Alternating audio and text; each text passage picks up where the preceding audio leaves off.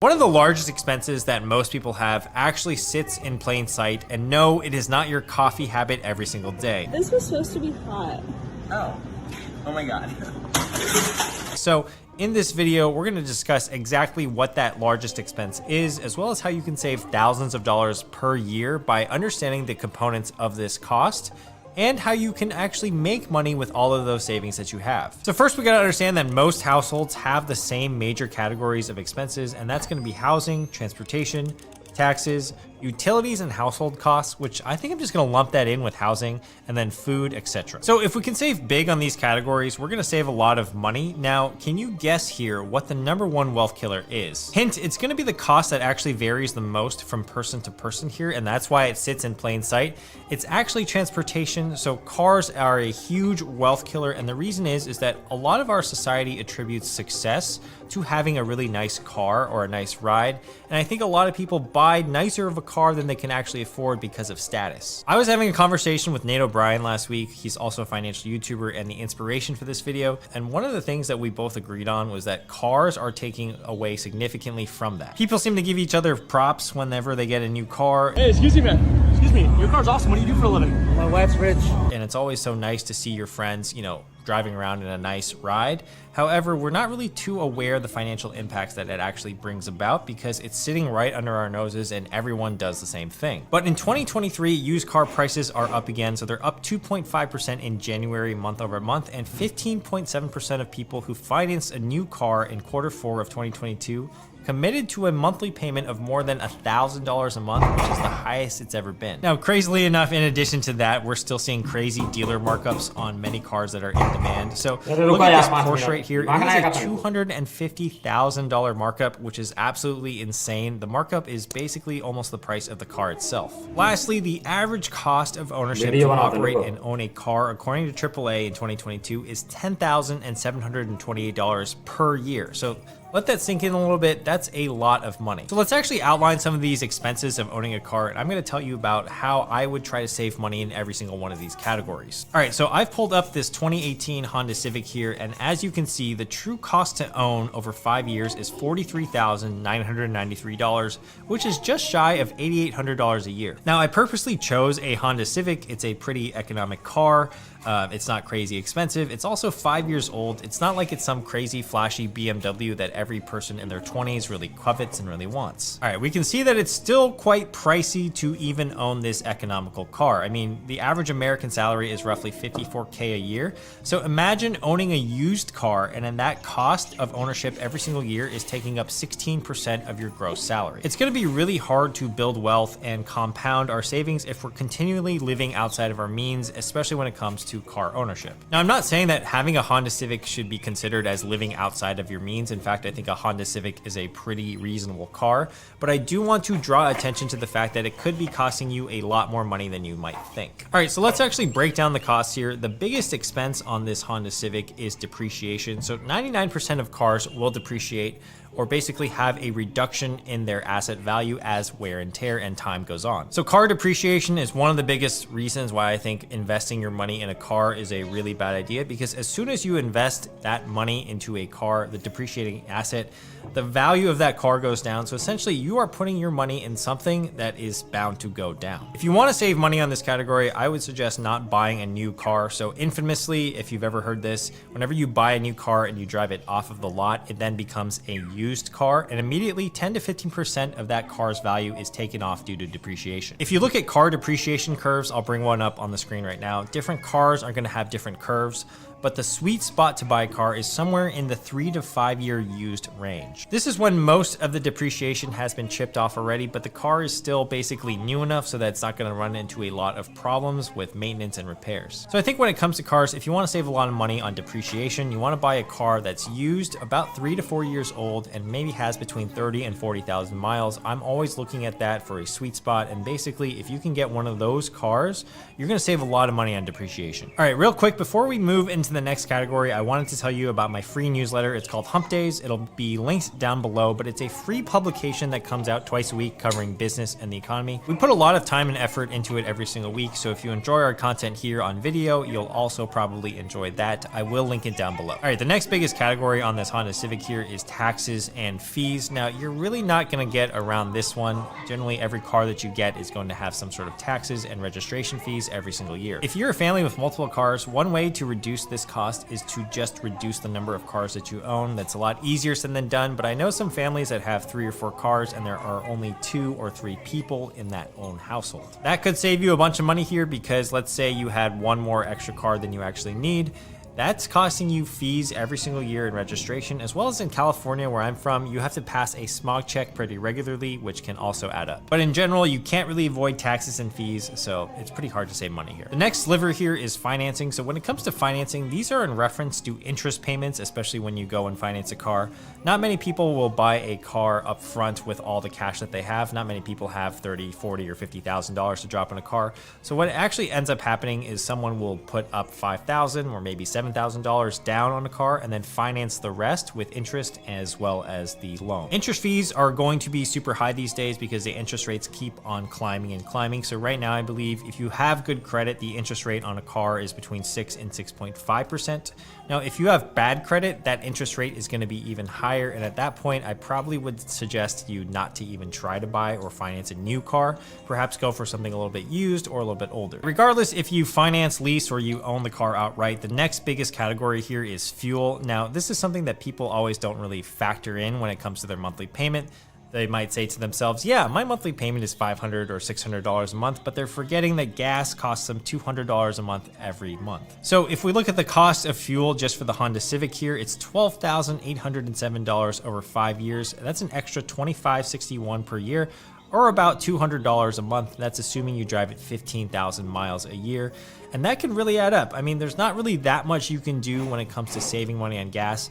You could get a Costco membership and always fill up at Costco. It is a lot cheaper to fill up there, so you could save between $5 and $8 every time you fill up. And that could add up over time if every single time you fill up your car, you go to Costco. You could also buy an electric car, but that's not always feasible. And honestly, electric cars are really expensive these days. So, I mean, hopefully in 10 to 20 years, everything is going to be moving towards electric and more fuel efficiency.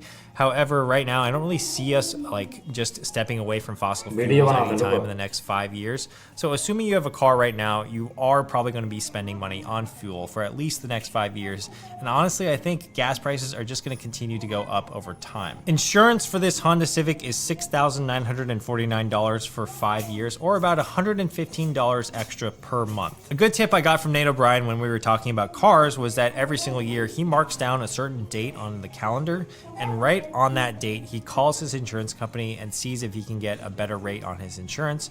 And if he can't do that, then he's going to shop around for different rates at different insurance providers. The thing with car insurance is that many places will offer you similar or even equal insurance to your current provider. And every insurance company knows that if they get you as a long-term customer, that you're worth a lot to them over time. So what you can do once a year is, let's say you have AAA insurance, you can use that AAA insurance policy that you have, call around to different places. Call State Farm, call Progressive, call Geico. See if you can get a better rate for your exact same coverage. Oftentimes, these companies are going to try to undercut each other, and often you will get a better deal, saving you a lot of money in the short and the long run. Now, this is personally something I even do with utility bills, like for example, my cell phone plan or an internet bill. So for example, with Comcast, I have it marked on my calendar every single year to call them and just get their introductory rate again. So every single, I mean, I've done this for 4 straight years now, but around, Christmas time, I usually call Comcast. I'm like, hey, things are getting a little bit tight on the budget, and I might consider switching to a different internet service provider if you're not able to honor the introductory offer. You'll usually be connected to their retention department, in which case they will usually extend the offer for you for another year or 2. And I've basically done this every single year. So if you are watching and you're from Comcast, I never did that.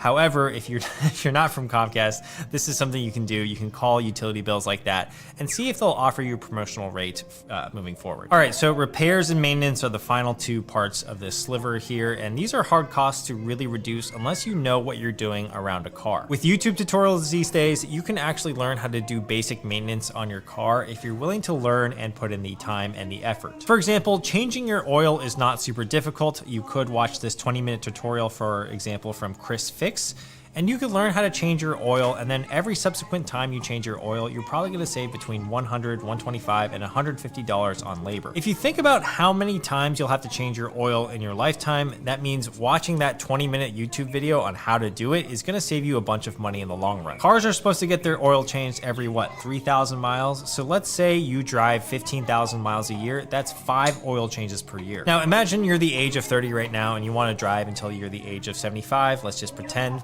75, that's the hard stop. That's 45 years of oil changes, or about 225 oil changes. For simplicity's sake, let's say you only do 200 oil changes over your lifetime, not 225, because you miss things, and maybe you want to go to Disneyland and just totally forget, I don't know, whatever you want to do. Anyway, let's just call it 200 even.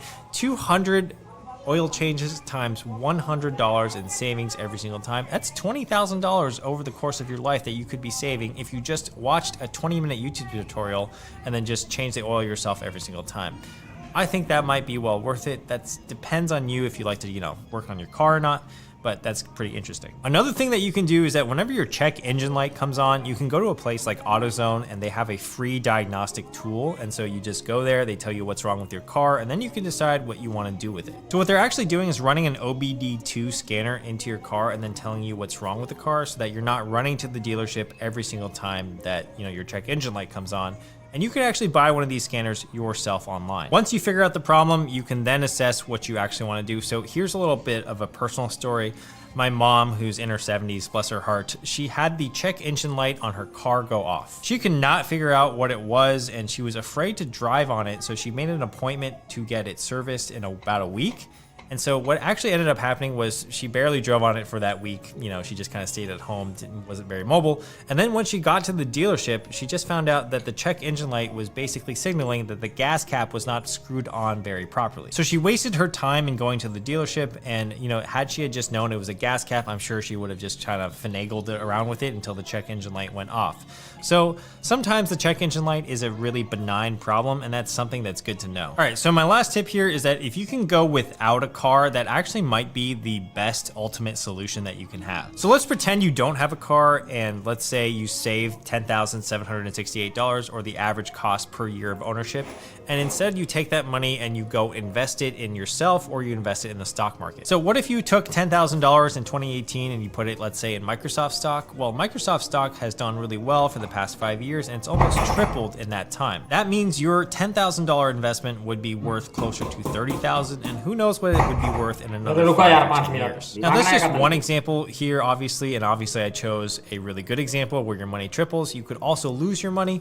but the idea here is that the opportunity cost is so great because not only are you paying $10,000 for the cost of ownership of the car, that means you're not having that $10,000 work for you elsewhere. Another thing that you can consider is just living closer to where you work. So a lot of people, they commute to work in their cars, and that creates a lot of wear and tear, depreciation, fuel costs, etc. Now, if you had the option to live closer to where you work, but the rent was a little bit higher, let's say it was $200 more per month, you actually have to do the work and figure out, is that worth it to you in dollars and your time? It definitely could be worth it. You could be paying $200 more per month for a place that's closer to your work, but now you don't have to drive as much, saving you fuel, depreciation, maintenance, wear and tear, all that good stuff. It could actually amount to a lot more of savings. I mean, you probably know someone that has a crazy commute. I remember I used to work in corporate culture, and people would drive 45 minutes regularly, or even an hour just to get to work. These costs add up, so really consider where you live and where your workplace is, and when you are applying for a new job, that's something you can consider as well. So with car prices still going up and trying to keep up with the Joneses these days, try not to succumb to owning a car that you can't really afford. So to recap, number one, if you are trying to buy a car, try to buy it in the sweet spot of the depreciation curve, so usually 3 to 5 years used.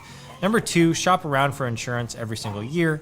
Number 3, try reducing your fleet if you have multiple cars for the same household. And number 4, try consider living closer to work. All right, guys, I hope that you enjoyed this video. Make sure to check out my free newsletter, Hump Days. That's where we have that free business newsletter twice a week. That'll be linked down below. I'll see you guys in the next video. Thank you for being here. Let me know what you guys think in the comments. Peace.